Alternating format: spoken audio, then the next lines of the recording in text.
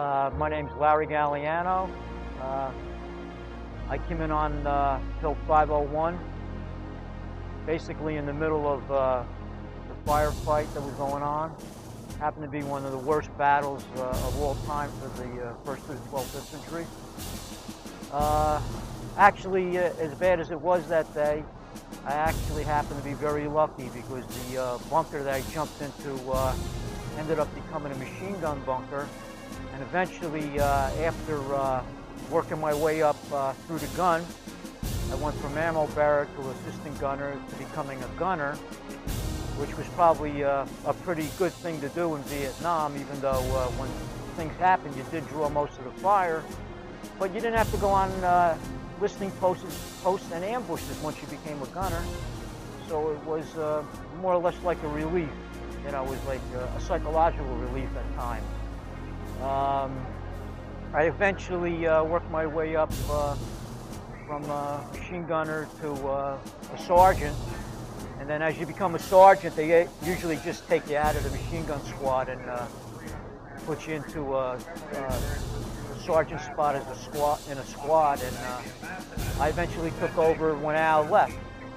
And Tommy was always with us. He was our grenade launcher. And Al happened to be from the same city in New Jersey that I was.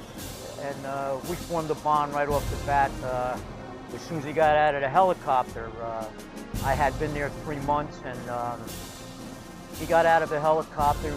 We were in a, I would say, a mild firefight at the time, not that bad. And he happened to run in my direction, and on my helmet I had my future wife's name, Ginger, and I had North New Jersey next to it. And he yelled at me. He says, "Hey, Ginger!" And I yelled back to him, "Who are you talking to?" You know.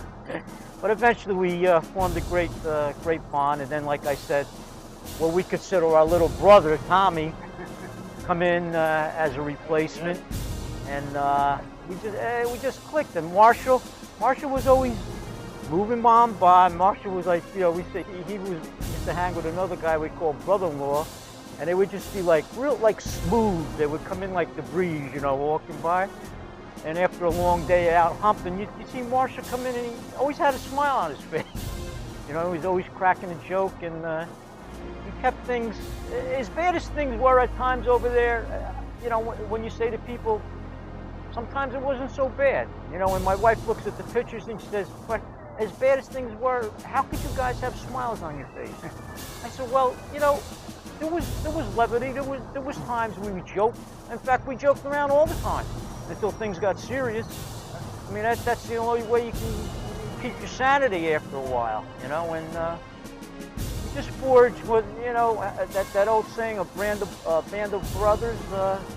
We really became a band of brothers.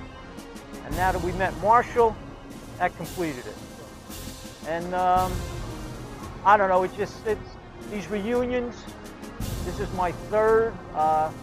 I didn't go to the first one that they found out about, but they encouraged me to go to the second, third, and now the fourth reunion. And every time you meet some more people. And this time Marshall happened to come in. Tommy happened to find him on the internet, and he encouraged them to come. And I'm sure Marshall was a little apprehensive at first, just like all the rest of us were, but you'll hear from him later, I'm sure, and he'll tell you that probably one of the best things he did. It heals everybody. You know, this time out, I found 2 more guys that came in with me as replacements. And, you know, I was under the impression I came by myself, and they refreshed my memory that there was quite a few of us. Although there was only one of us put on a chopper at a time with supplies because they were resupplying the ongoing firefight at that time. So that's what made me feel like I came by myself, but I really didn't. So it was really a good experience for me.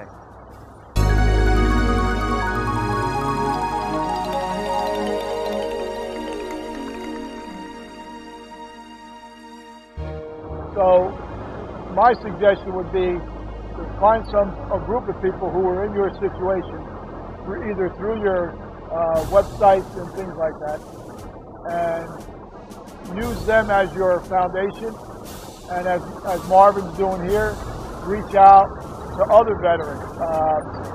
My compassion for any veteran right now is that we were probably the first stepping stone. People saw how we were treated and said that should never happen again. And through that, in our generation, the veterans now are held in a little higher esteem and not frowned upon, not spit on, and not cursed at.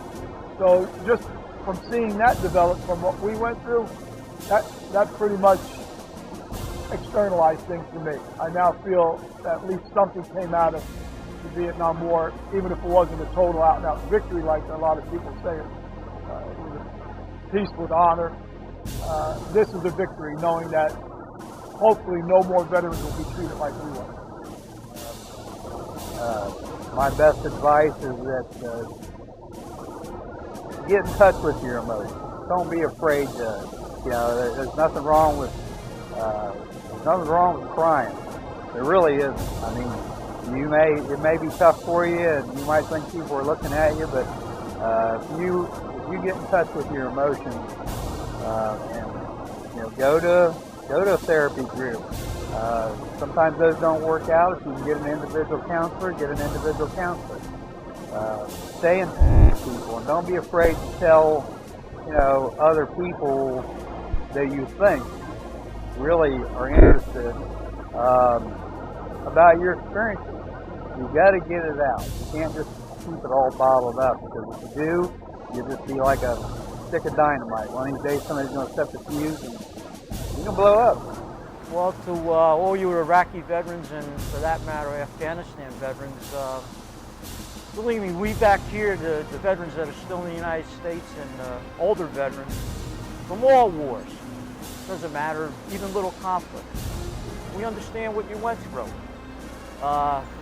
When we came home from Vietnam, there wasn't too much therapy, but nowadays they offer a lot more therapy, and I would say, try and get as much as you can. Don't be afraid. It's not unmanly to ask for a little help.